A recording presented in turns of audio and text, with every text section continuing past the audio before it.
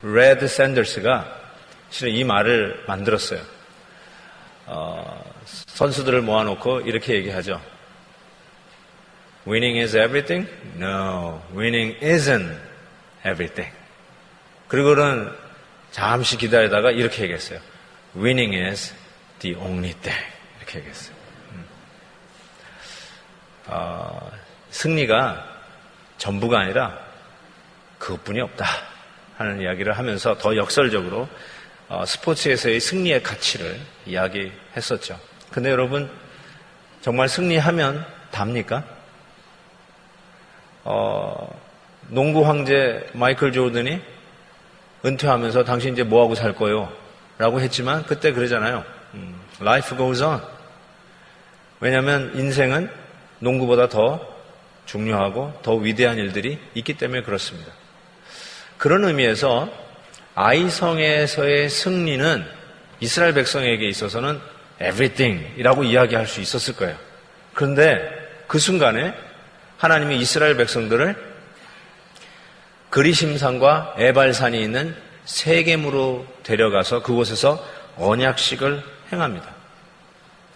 오늘 읽을 말씀은 바로 그 그리심산과 에발산 사이에 끼어있는 도시 세겜성에서 드려지는 언약식을 기록하고 있습니다. 세겜은 이스라엘 예루살렘에서 북쪽으로 한 31마일 떨어져 있는 도시입니다. 그러니까 아이성에서 한 북쪽으로 20마일 떨어져 있습니다. 결코 그렇게 백성들이 옮기기가 쉽지 않았어요. 길갈에 바로 그곳에 베이스 캠프였는데 아이성 2차 공격 때 성공을 한 후에 세겜으로 가면서 세겜으로 베이스 캠프를 옮깁니다. 그곳에서 이 언약식을 하게 되는데 이 세겜은 역사적으로 아브라함이 하란을 떠나 가나안 땅에 들어오면서 처음으로 제단을 쌓았던 곳이 바로 이 세겜입니다. 야곱이 밧단 아람에서 돌아오면서 바로 역시 이곳 세겜에서 제단을 쌓고 하몰의 자손에게서 땅을 산 곳이 이곳이기도 합니다. 지금도 이 세겜에 가보면 그 이집트에서 가지고 나왔던 요셉의 뼈를 바로 이곳에 묻습니다. 그래서 요셉의 무덤이 지금 세겜에 있습니다. 그리고 가장 오래됐다고 하는, 세계에서 가장 오래됐다고 하는 우물물이 여기에 있습니다. 야곱의 우물이 바로 이곳에 있습니다. 그리심산, 여러분 아시죠? 사마리아인들이 자기네들이 예루살렘에 갈 수 없어서 지었던 성전은 바로 그리심산에 있었습니다. 바로 그곳으로 하나님이 그 승리의 계가를 부르면서 승전보를 알리며 그 기세를 몰고 가나안에 남아있는 성들을 치러 올라갔어야 할 그 순간에 하나님은 Winning isn't everything. 승리가 다가 아니다 하는 메시지를 던지는 차원에서 세겜 땅에 와서 언약식을 하는 것입니다. 이 언약식을 보면서 우리가 얻는 교훈들이 있습니다. 첫 번째로 우리가 얻을 수 있는 교훈이 무엇이냐면 이 언약 체결식에 이스라엘 모든 백성이 다 참여했다는 거예요. 한 사람도 빠짐없이 참여했다라고 합니다. 오늘 본문 33절에 보니까 온 이스라엘과 그 장로와 유사들과 재판장들과 심지어는 본토인뿐 아니라 이방인까지 aliens and citizens alike 이방인들까지도 이 언약 체결식에 들어와 있었다는 사실입니다.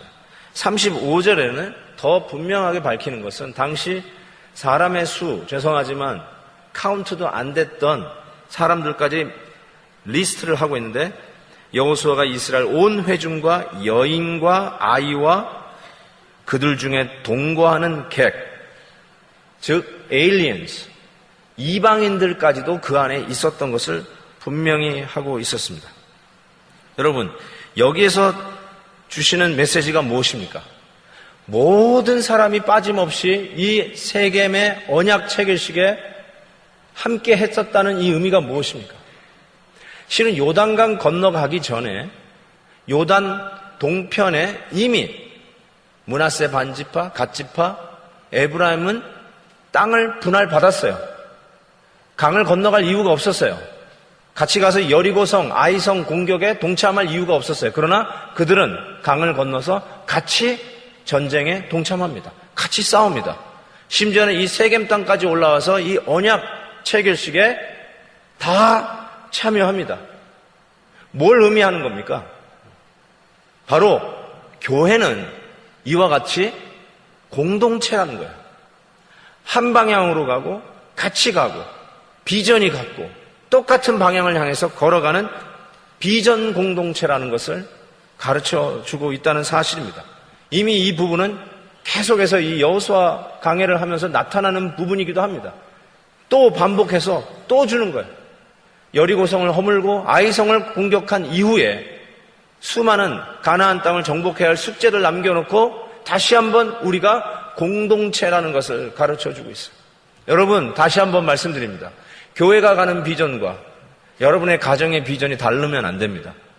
여러분이 비즈니스 하는 이유와 교회가 가야 할 이유가 다르면 안 됩니다. 내 가정생활 따르고 교회생활 따로, 그거는 있을 수 없는 일입니다. 공동체의식, 한 방향으로 함께 한 뜻과 목적과 비전을 가지고 가는 공동체라는 것을 항상 인식하고 살아야 됩니다. 인식이라는 말 또 나왔네. 죄송합니다. 이거 안 쓰려고 그러는데. 한 가지 생각해 보고 싶은 것은 그 앞에 그리심산과 에발산이 있었어요. 거기서 하나님께서 뭘 지시를 하냐면 천련장으로 다듬지 않은 돌로 에발산에다가 제단을 쌓으라고 31절에 기록하고 있습니다.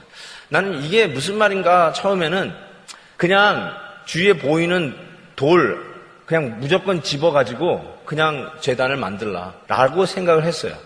그런데 고고학자들이 실은 이 에발산의 이 제단 그 터를 발견했어요. 아직 좀 디베이트를 하고는 있지만 이 에발산에 세워진 제단이라고 믿어지는 것인데 저렇게 복구를 해서 보니까 여러분 사진을 봤지만 그냥 아무 돌이나 막 싼 것 같지가 않아요.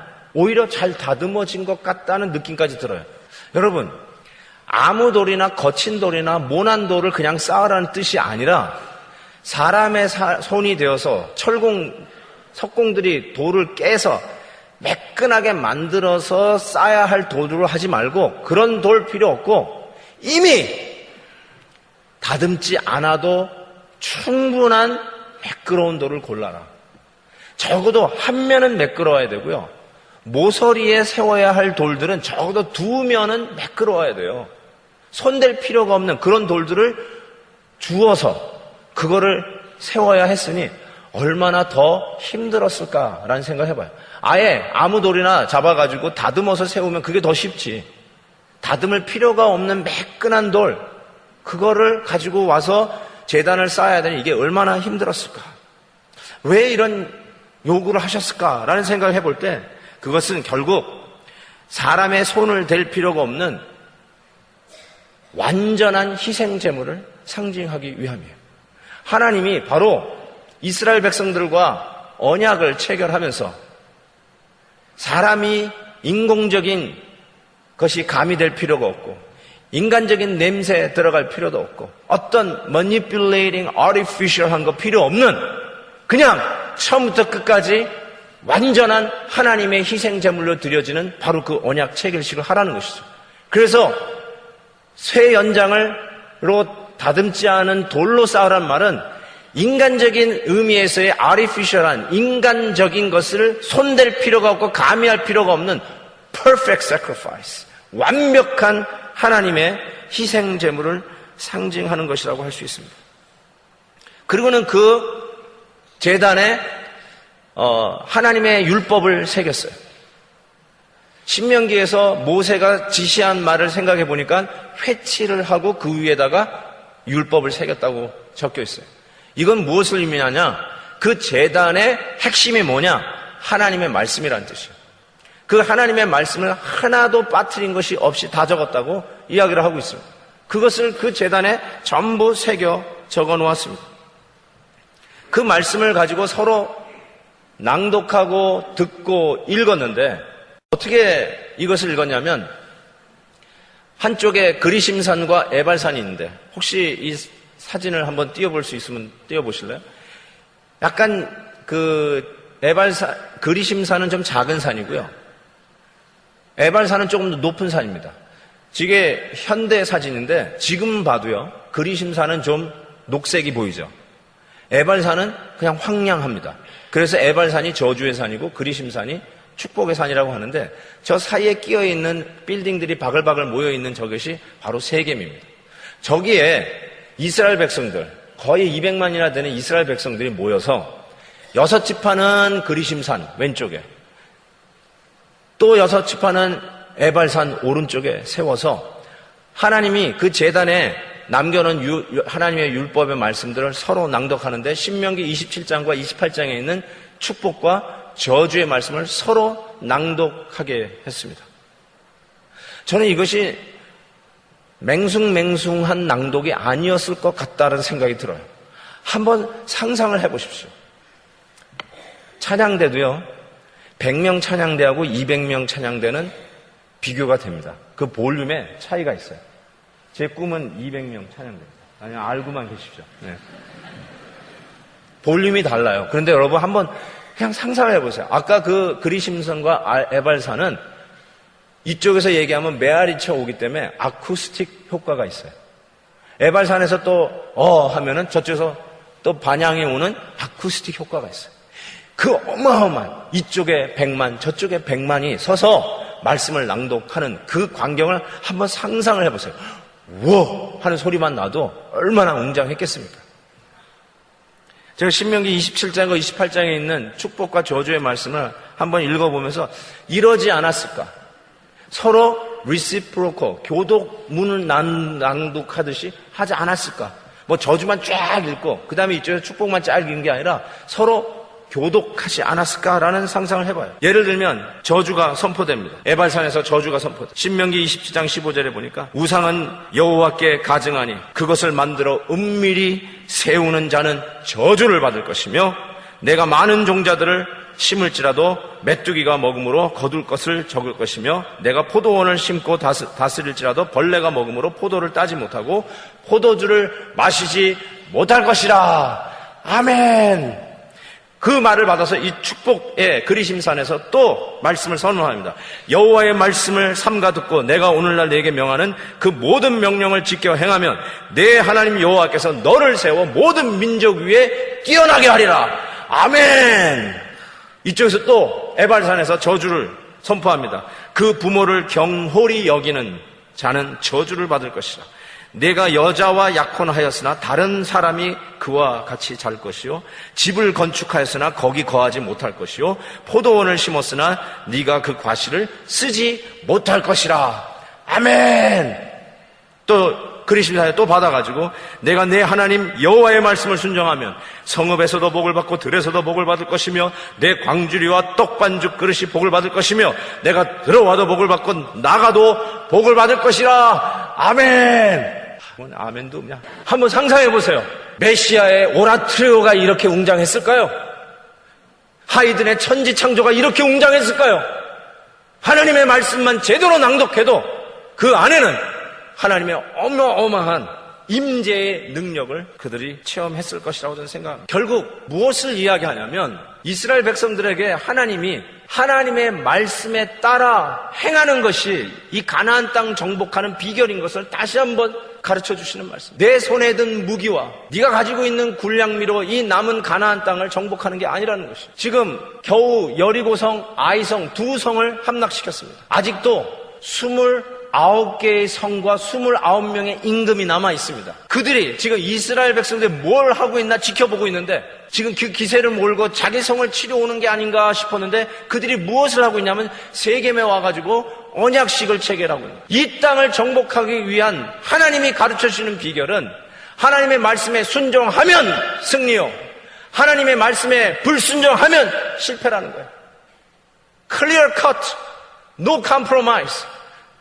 사랑하는 성도 여러분, 다시 한번 여러분에게 상기시켜드립니다. 이민생활 성공하고 싶고 우리의 직장생활, 우리가 개척하는 그 모든 거 성공하고 싶어요. 욕심도 생깁니다. 그러나 하나님이 우리에게 다시 한번 가나안 땅을 앞에 두고 들어가는 이 여호수아 제너레이션을 향해서 주시는 메시지가 뭐냐? 다른 게 아니라는 거예요.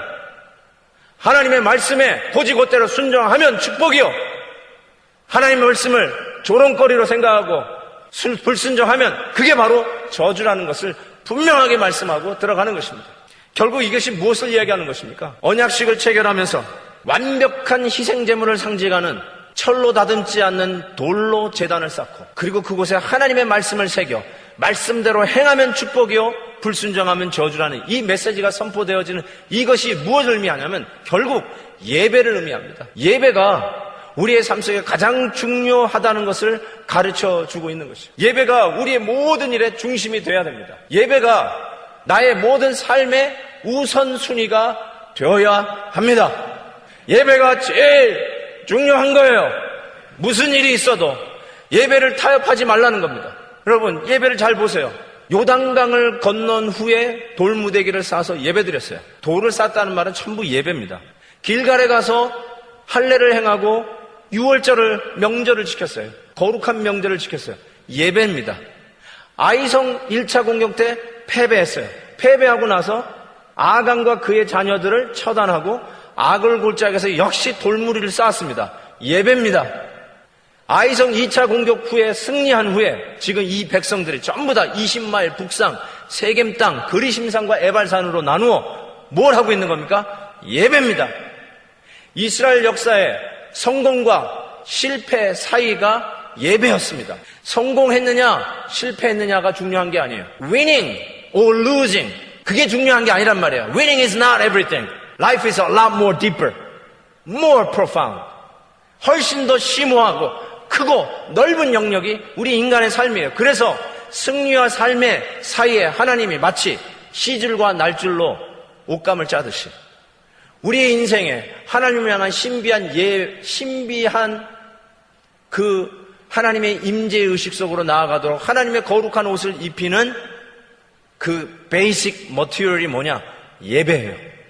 여러분, 우리의 삶 속에 있는 승리와 우리의 삶 속에 있는 실패가 의미를 가지고 하나님 앞에 나아가는 시줄과 날줄로 짜는 옷감의 재료로 쓰임받기 위해서 해야 할 일이 무엇이냐? 예배예요.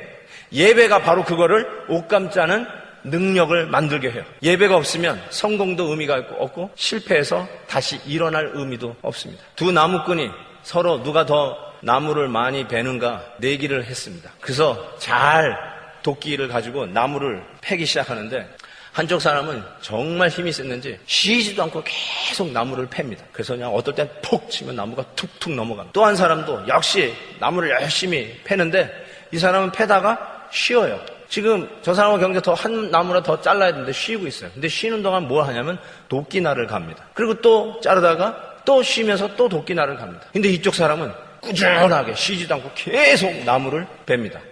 다 끝났어요. 끝나고 났더니 누가 더 나무를 많이 뱄냐면 쉬면서 도끼날을 가른 사람이 훨씬 많은 나무를 베었습니다. 여러분, 예배가 도끼날을 가는 시간이에요. 지금 적들이 보기에는 지금 이스라엘 백성들이 지금 웃기는 짜장면 같이 보일 거예요. 지금 쟤네들 뭐 하고 있냐? 지금 무기를 더 만들고 말이죠. 군량미 비축하고 전열을 가다듬어도 시원치 않은 판에 지금 쟤네들 저기서 지금 뭐 하고 있는 거냐? 여러분, 예배가 어떨 땐 가장 소극적으로 보여요.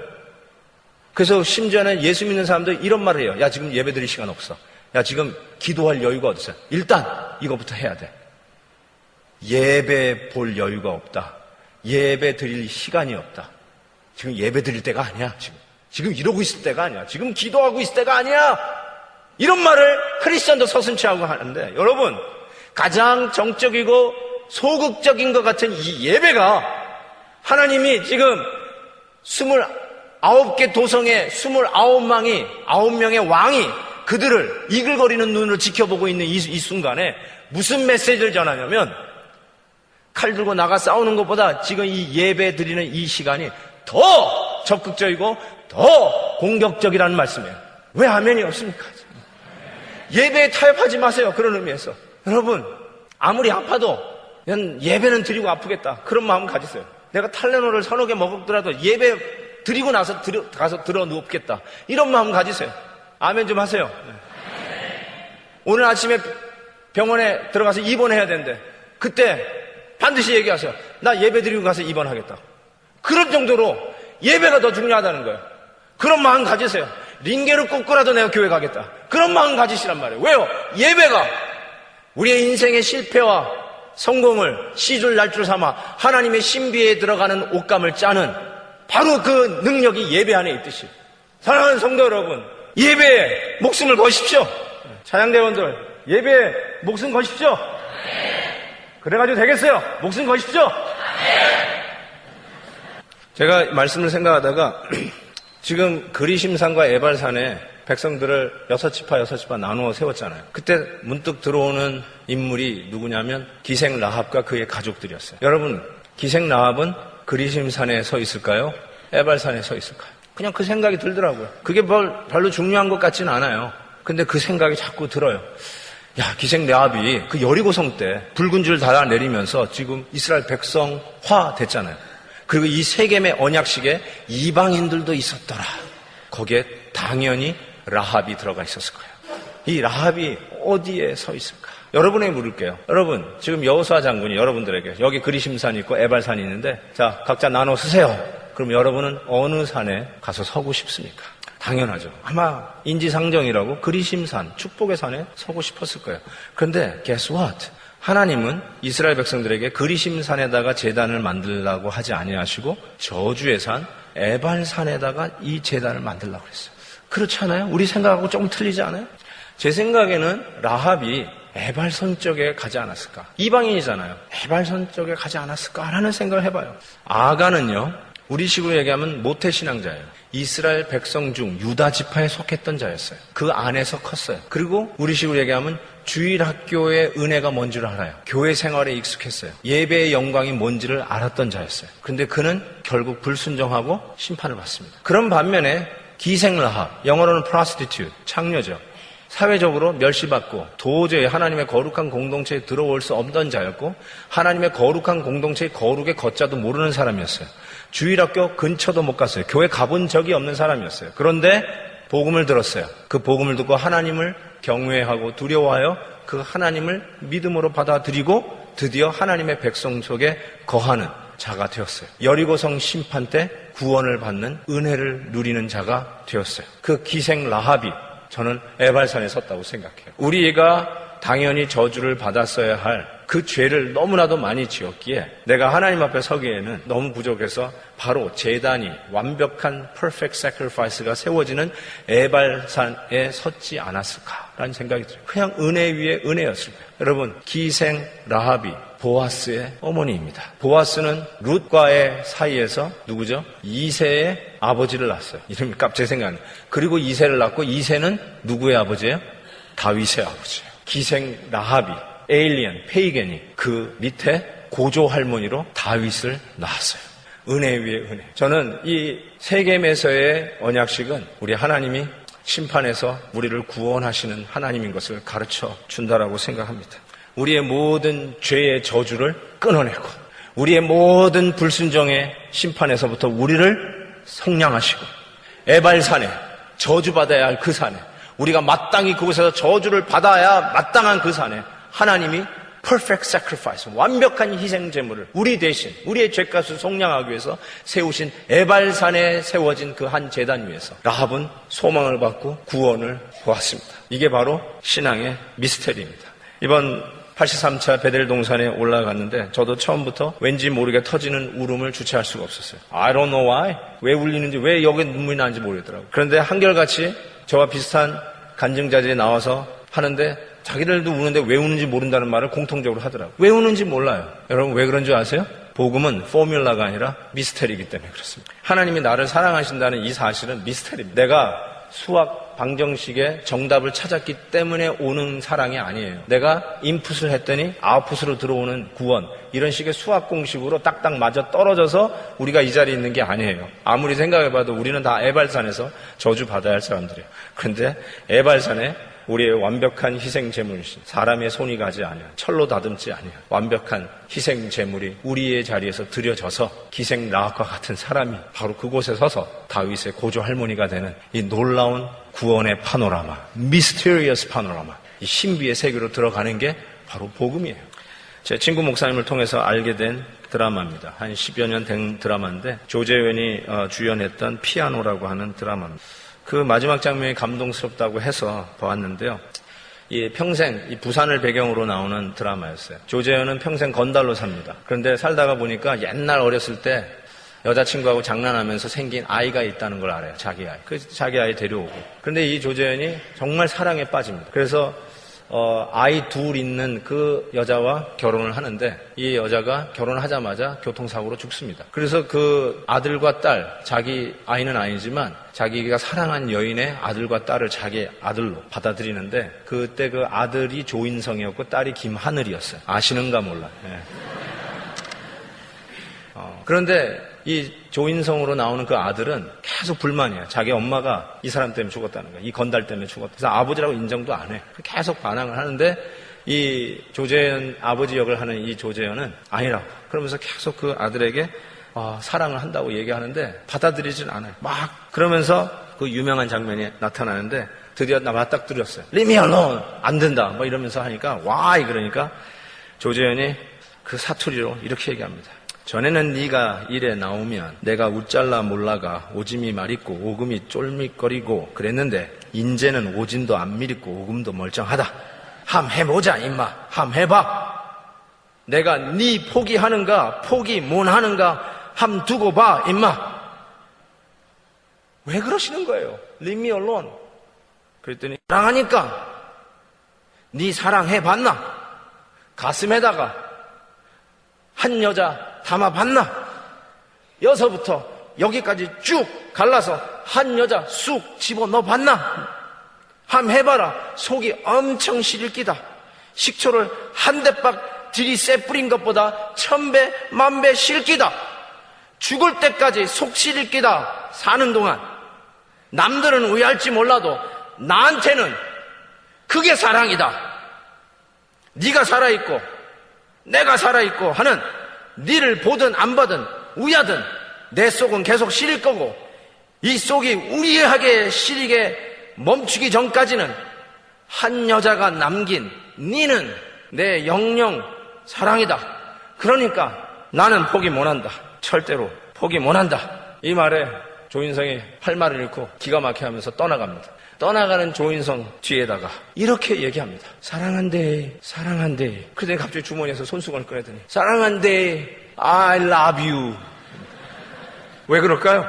우리는 하나님을 저버리고 달아나는 에발산에서 저주받아야 할 마땅할 죄인들인데 그래서 또 설득하고 또 데려다 놓고 또 쫓아가서 또 데려다 놓고 그런데 하나님 leave me alone 하고 있는 우리들에게 하나님은 계속해서 나 절대 그리 못한다.